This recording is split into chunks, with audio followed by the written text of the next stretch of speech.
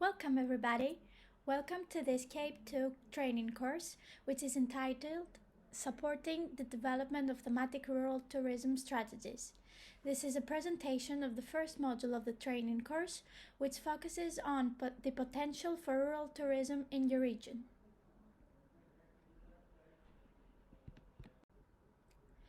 This module introduces concepts related to the development of rural tourism in different areas of Europe. The terms rural and rural areas are explained as a basis for further discussion on the different forms of rural tourism and the relevant activities.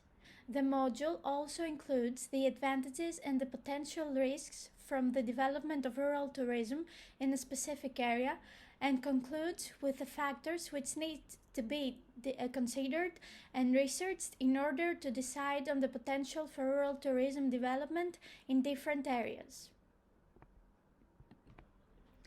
The main topics of the module concern rural tourism in general, the current state of rural tourism in Europe, the advantages and disadvantages in the development of rural tourism, and the potential for rural tourism in different regions. After completing this module, participants should be able to know the difference between rural areas and urban areas and the different types of rural areas, understand the meaning of rural tourism, list potential activities related to rural tourism, identify the potential for the development of rural tourism in different regions, classify areas and regions as rural, describe the different types and activities involved in rural tourism, give examples of activities organized in rural tourism, analyze and determine the advantages and disadvantages of the development of rural tourism in a region, evaluate and judge the potential of a region to organize and pursue rural tourism activities, determine the factors to consider regarding the development of rural tourism in a given region, and consider and justify the potential of rural tourism in their own region. Let's see what rural areas are. Before discussing about rural tourism, we should first consider the term rural. The term rural mainly indicates what is typical of the countryside or more generally of non-urbanized areas. It encompasses concepts such as country, cross-country, agricultural, peasant, Georgic, rustic, bucolic, etc. All these terms indicate a productive and social system based mainly on the use of natural resources. Rural areas are all the territories whose economies are based on the use of natural and agricultural resources. The elements that help us define an area as rural are the prevalence of the natural landscape over the urbanized one, the presence of small inhabited centers whose urban characteristics and housing typologies are determined by the prevailing activity of the local agricultural economy, outside the inhabited centers the rarefied and widespread presence of real estate assets, the preeminent territorial agricultural vocation, the preeminence of knowledge linked to local agricultural production traditions, the low impact of the industrial sector on the local economy, and the configuration of most of the territory as a result of agricultural activities. The Council of Europe employed the term rural areas to denote the following characteristics: a stretch of inland or coastal countryside, including small towns and villages where the main part of the area is used for agriculture, forestry, aquaculture, and fisheries, economic and cultural activities of country dwellers, non-urban recreation and leisure areas or nature reserves, other purposes such as housing. In your opinion, are these images rural? Often the term rural is associated with the concept of backwardness, while the new definition deals with the natural environment characterized by the predominance of green space, a reserve of cultural values and traditions.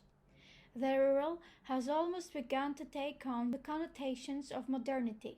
Why is that so?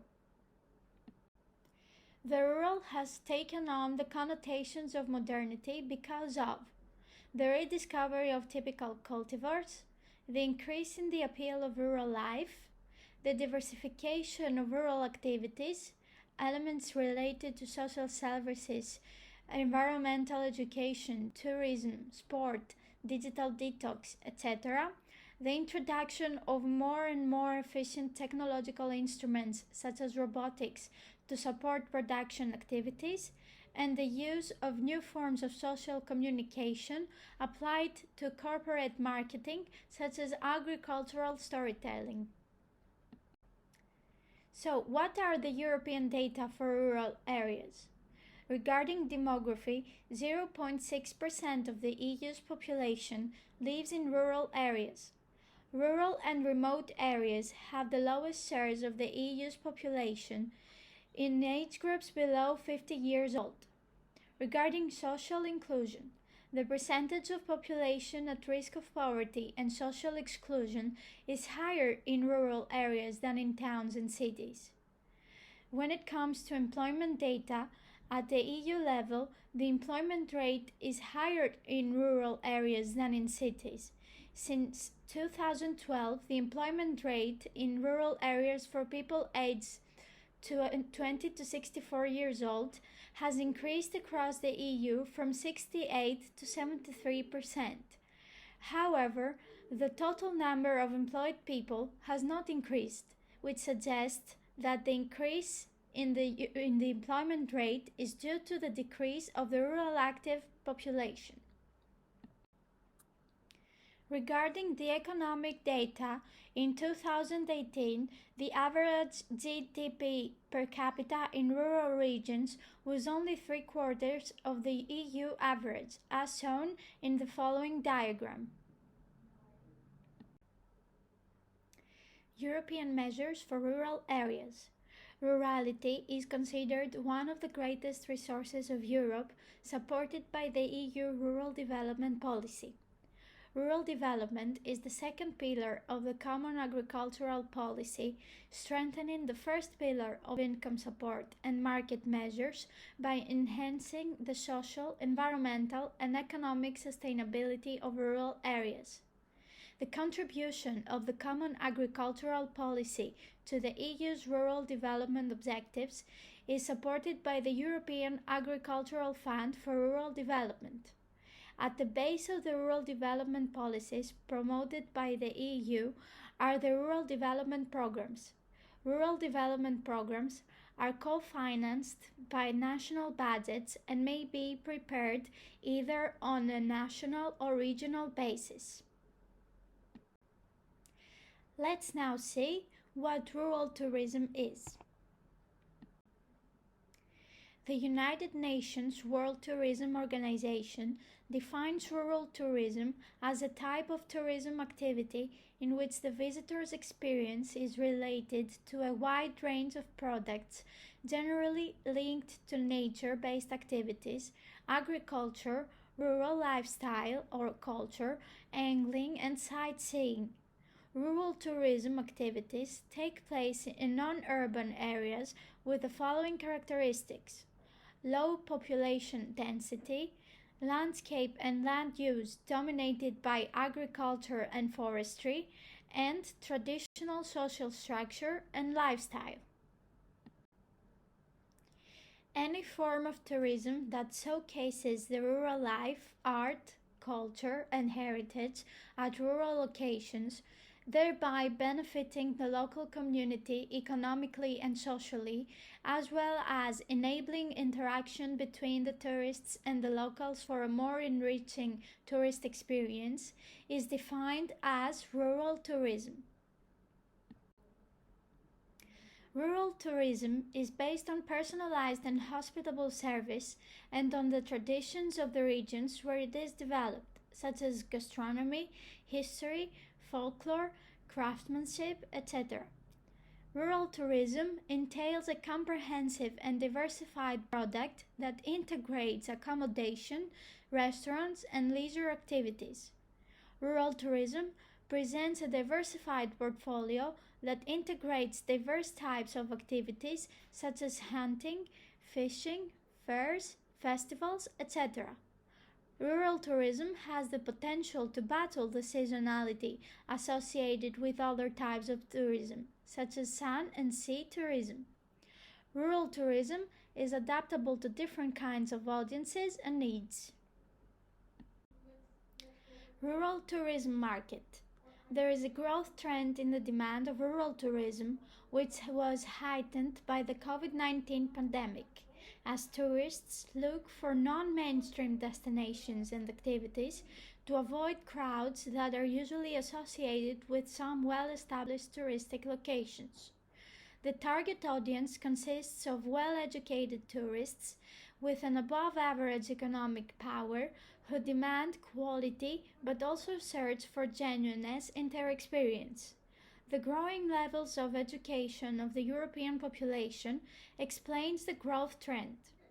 Due to its multi-phased approach, rural tourism has been attracting many other types of tourists, such as families. Elements for development. According to the United Nations World Tourism Organization, the four main pillars for tourism development are education, investment, innovation, and technology. These are not separate spheres of a possible solution. They are in fact intrinsically connected, as the sustainability of rural tourism will only be achieved using a comprehensive and multifunctional approach. So, what is the content of these four pillars? Education highlights the importance of educating and training local populations in order to develop rural tourism, sustainability, and authenticity. Investments should have a holistic perspective that puts rural communities at the center of attention. Investments should also be both public and private. Innovation should be directed to the creation of sustainable practices in resource using, income distribution, heritage preservation, etc. Technology should be used to better plan, measure, and manage touristic activity and everything that is connected with it. Here you can find some forms or types of rural tourism: agrotourism and ecotourism, green, adventure, sports, health, cultural, events, scientific, village, and rural community-based tourism. Some activities or products which are related to rural tourism are the following: making cheese, sausages, olive oil, or jams, harvesting, trekking, cycling, horse riding, parkour, rafting, acrobatic routes, paragliding, hiking, climbing, boating, surf, study of local languages and cultures, guided visits to agri-food companies, gourmand tourism, visits to cellar and tastings, oil tastings, environmental education, outdoor workshops on ecosystems, observation of flora and fauna, beekeeping, milking cows, yoga, cooking lessons, and bird watching. What are the advantages and disadvantages of rural tourism development? Some of the advantages of rural tourism are the following: job retention, job creation, new business opportunities, opportunities for youth, community diversification, landscape conservation, current service activities such as transportation systems and medicinal care, creation of opportunities for cultural exchange, improvement of women's role in society, enhancement and revitalization of community pride, preservation of rural culture and heritage, increase in arts and crafts sales, environmental improvements, economic growth, maintenance and flourishing historic places such as houses, gardens, and promenades, environment improvement by performing activities such as waste disposal, drawing up traffic regulations, and reforming buildings. The disadvantages and risks of rural tourism are the following: potential damage on the natural or anthropogenic environment, harmful interventions on the landscape and natural resources, urbanization affecting the ecological balance, speculative pressures exerted on arable land, air pollution due to road congestion, excessive consumption of the local water reserves, increase of the expenses of public services such as waste disposal and medicinal services, development of costs such as creating tourism attraction facilities and generally basic reformations, raising the price of land, goods, and services, particularly ownership of country houses in rural areas, loss of identity and cultural traditions of the local community,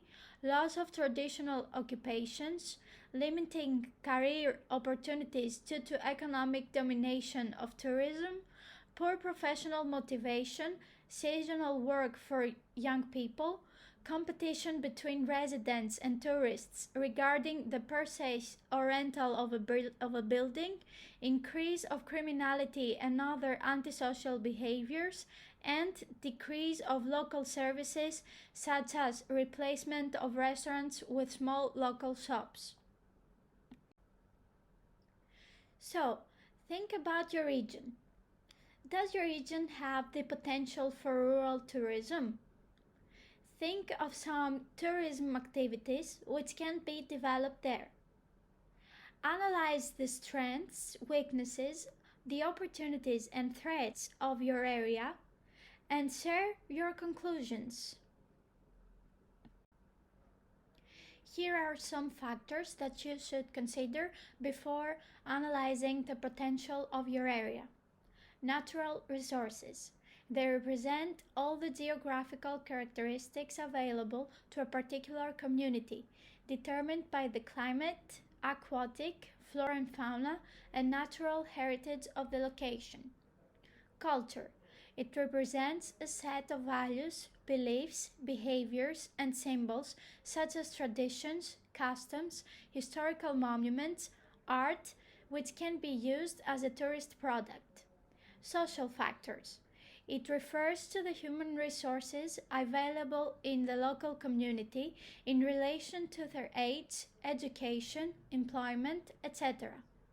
Economic factors. It refers to the economic resources of the local community and concerns the existing economic infrastructure and the existence of domestic products that can be attractive to potential tourists. You should also have in mind the following questions. Is there effective economic, political, and community-based infrastructure to support tourism development in the area? What are the local, national, European policies and programs related to the development of rural tourism? What is the natural and/or cultural heritage of the area? What is the current situation regarding hospitality and accommodation? Which type of rural tourism would be ideal for the area and why? Do partnerships, networking, and collaboration exist in the area between businesses and between people? How is the area in terms of accessibility and inclusivity? What is the tourist potential in the area? What is there in the area for the potential tourists to see or to do or to buy? Are there any other areas with similar characteristics that have developed rural tourism initiatives successfully? What made these initiatives successful? Can they be replicated in your area? What would be the target audience of the area? What would be their motivation? For example, relaxation, sport, culture, adventure, retreat, novelty, health, education. What is unique about the region? Additional resources. Watch the following video from the World Tourism Organization. The organization holds a rural tourism startup competition which focuses in 4 key areas: people, leaving no one behind; planet, building back better; prosperity, opportunities for growth; and propulsion of rural technology. Which key area would you choose to focus on in your region? Why would you choose this area? What is your idea? Don't forget to check out the case studies related to the topic of this module. Additional resources and reading. Supporting the development of transnational thematic tourism strategy for rural regions in Europe. Rural tourism, an overview. Archive, statistics on rural areas in EU. EU rural areas in numbers. Advantages and harms caused by the development of rural tourism. United Nations World Tourism Organization, recommendations on tourism and rural development. Sustainable rural tourism, lessons for rural development. Rural Tourism Action Plan. This is the end of module number 1. Thank you very much for attending. Please continue to module 2, different models of rural tourism.